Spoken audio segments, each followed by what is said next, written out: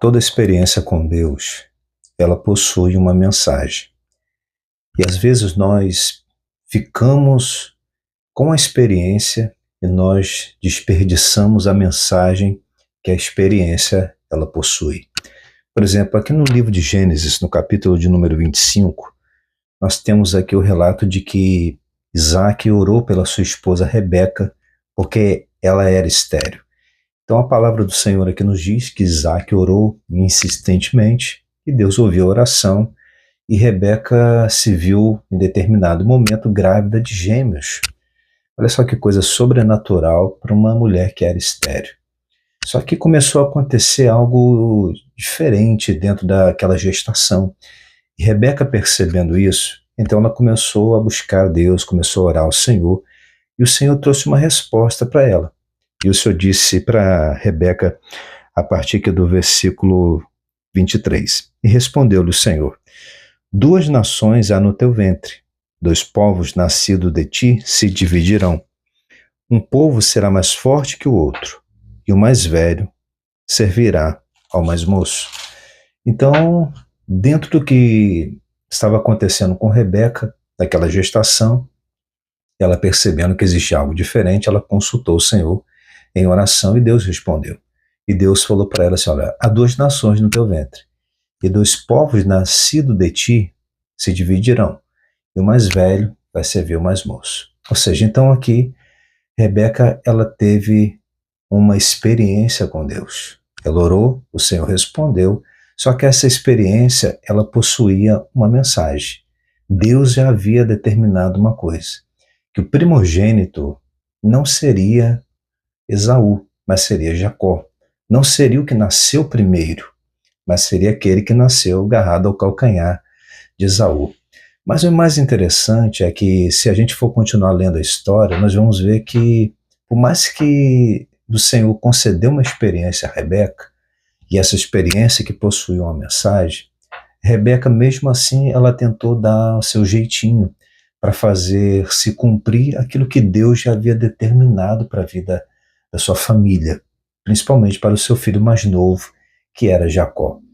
E ali ela vai ensinar Jacó, vai instruir Jacó, na verdade, a mentir, a se passar pelo seu irmão, e aquilo vai gerar uma série de conflitos naquela família, ao ponto de que Jacó vai ter que se mudar para uma terra distante, porque a convivência com seu irmão Esaú não seria possível. Então, o que eu quero dizer para vocês aqui? Toda experiência, ela possui uma mensagem, só que às vezes nós acabamos não dando atenção à mensagem que a experiência ela possui. E aqui eu gostaria de compartilhar com vocês um relato pessoal, uma experiência que há muitos anos atrás eu tive com o Senhor, e aquilo marcou muito a minha vida.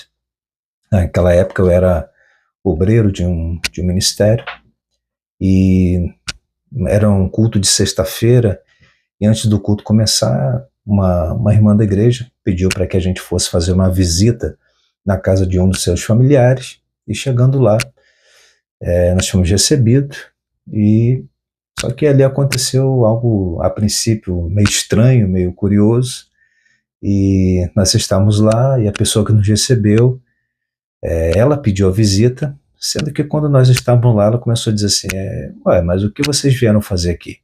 Eu não pedi visita nenhuma. E aí eu comecei a dizer para ele: não, essa pessoa aqui, que é da sua família, pediu para que nós viéssemos aqui fazer a visita. E aí ele começou falando: não, eu não chamei ninguém aqui. Eu falei: não, mas o senhor foi quem pediu a visita. Ele disse: não, eu não pedi a visita. Até que aquilo começou a gerar o que eu costumo falar de uma ira santa. Até que em determinado momento ele falou assim: o que vocês vieram fazer aqui? Eu não chamei ninguém, vocês podem ir embora.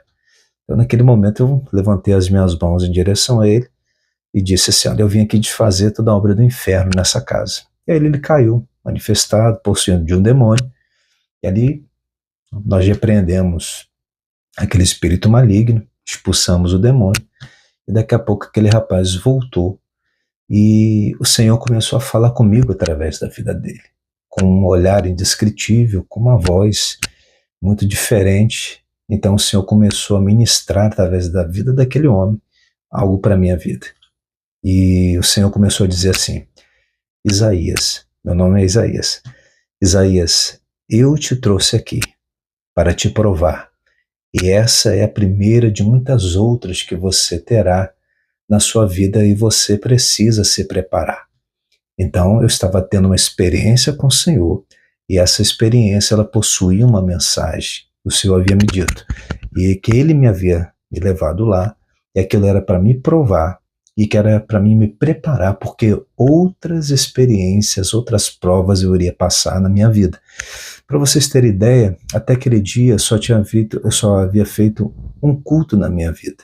E a partir daquele dia, eu fiz 12 cultos seguidos.